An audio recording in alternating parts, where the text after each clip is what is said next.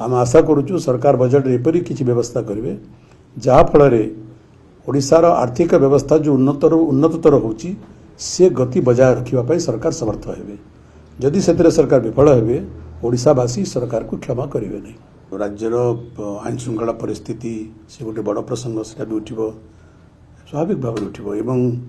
जो प्रकार भाव में चाषी मान दुर्गति होती धान संग्रह समय रे एवं डिस्ट्रेस सेल जो प्रकार व्यापक भाव में होती सरकार का बारंबार प्रतिश्रुति सत्वे जो प्रकार भाव में कटनी छटनी होकर चाषी मारण नीति ग्रहण कर निश्चित भाव में एक मुख्य प्रसंग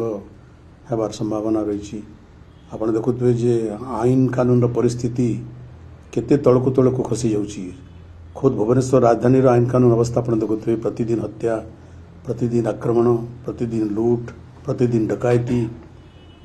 वीआईपी अंचल मान डकायती साधारण अंचल डकायती लुट संपूर्ण भाव में आईन श्रृंखला परिस्थिति विपर्यस्त हो गला एवं जदि राजधानी यहाँ घटुची अन्य अंचल कौन हो अनुमान करुवे एवं नारी अत्याचार नारी धर्षण नारी हत्या नारी मान अत्याचार प्रतिदिन खबर कागजर पृष्ठा मंडन करुच्ची मीडिया रे प्रचारित होची सब एक सांघातिक प्रसंग गुड़ाक स्वास्थ्य क्षेत्र में विशृंखला डाक्तखाना मान डाक्तर नांती स्कूल मान शिक्षक नांती तेणु अनेक अनेक अनेक प्रसंग अच्छी स्वाभाविक भाव विधानसभा जो बसी बजेट अधिवेशन से प्रसंग सब मान्यवर सभ्य मान उठार संभावना रही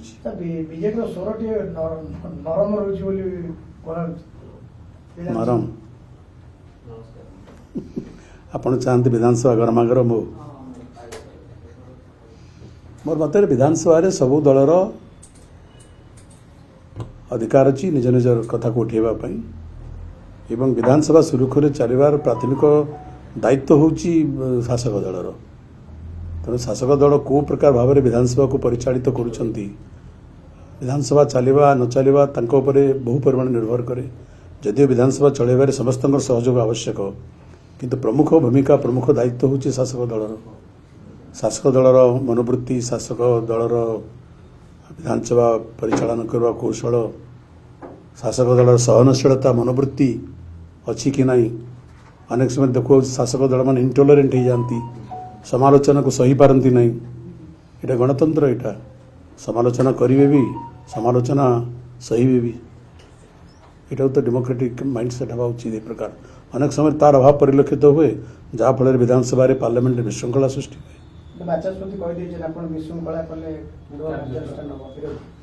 शासक दल विशृंखला कले हम नहीं विधानसभा बाचस्पति माननीय बाचस्पति चक्षुरे समस्ते समान हवा उचित तेणु आप लक्ष्य करुवे अनेक समय शासक दल विशृंखला सृष्टि करुँच विरोधी दल को कहीदौना तेणु विधानसभार आईन विधानसभार परंपरा विधानसभार श्रृंखला सब सदस्य मान अभिप्रेत ना नुहे तेणु मैं आशा करुचु माननीय बाचस्पति महोदय निरपेक्ष भाव में गृह परिचालन कर सामर्थ्य तांकर अच्छी एवं से सामर्थ्य से संपूर्ण उपयोग करेंगे बजेट आसवा जाउची मुख्यमंत्री आलोचना करछन समस्त सहित कोन एक्सपेक्टेशन रखछन बजेट रु देखंतु मु तो एतकी कहबी जे वर्तमान सरकार एक भाग्यवान सरकार एथिपाई अर्थनैतिक दृष्टि जे विगत सरकार बिजु जनता दल सरकार नवीन पट्टनायक नेतृत्व में परिचालित होता सरकार एक सुस्थ अर्थनैतिक व्यवस्था को छाड़ी जाइए उत्तराधिकारी सूत्र में आपंकर मन थी जितेबले बिजु जनता दल क्षमता को आसला एवं मान्यवर श्रीजुक्त नवीन पट्टनायक राज्यर मुख्यमंत्री हेले ओडिशा राज्यर अर्थनैतिक स्थिति अत्यंत सांघातिक थिला मारात्मक थिला एपरिक सरकारी कर्मचारी मान को दरबा देवाई सरकार पैसा नाला मो मन पकड़ था जे overdraft was a normal usual phenomenon बारंबार ओवरड्राफ्ट सरकार को करने को पड़ूला दरमा देवाई अन्य आर्थिक व्यवस्था करने ओडिशा एक अर्थनैतिक दृष्टि बीमारू राज्य में परिणत होता 6 स्टेट अर्थनैतिक दृष्टि एवं 24 वर्ष भितर तदनंतन राज्य सरकार अर्थनैतिक श्रृंखला एवं अर्थनीति को ठीक भाव में परिचालना कर दक्षता एवं अन्य विभिन्न कारण आंतरिकता आज ओडिशार अर्थनीति एक सुस्थ अर्थनीति परिणत होती। आप देखिए गत सप्ताह नीति आयोग रिपोर्ट प्रकाशित होती से रिपोर्ट 2023-24 पर्यंत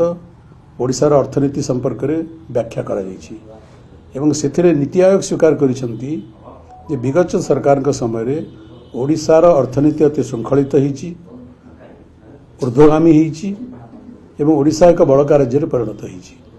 एवं वर्तमान सरकार उत्तराधिकार सूत्र में सेपरी एक सुस्थ अर्थव्यवस्थार अधिकारी होती आम आशा करुचु सरकार से उत्तराधिकारी सूत्र पाई एक सुस्थ सबल अर्थव्यवस्था को आग को नेबार सक्षम होबे जदि एक बड़का बजेट बड़का राजकोष पाई सरकार तार अपव्यवहार करेंगे अपयोग करेंगे एवं राजकोष को केवल राजनीतिक स्वार्थ साधन पर व्यवहार करेंगे ताले बेसी दूर बेसी दिन लगे नहीं पुणी ओडिशा राज्यर अर्थव्यवस्था दुर्बल हो पड़ो आम आशा करुचु सरकार बजेट एपरी किसी व्यवस्था करेंगे जहाँफल ओडिशार आर्थिक व्यवस्था जो उन्नततर होची से गति बजाय रखापी सरकार समर्थ हेबे जदि से सरकार विफल हेबे ओडिशावासी सरकार को क्षमा करेंगे नहीं।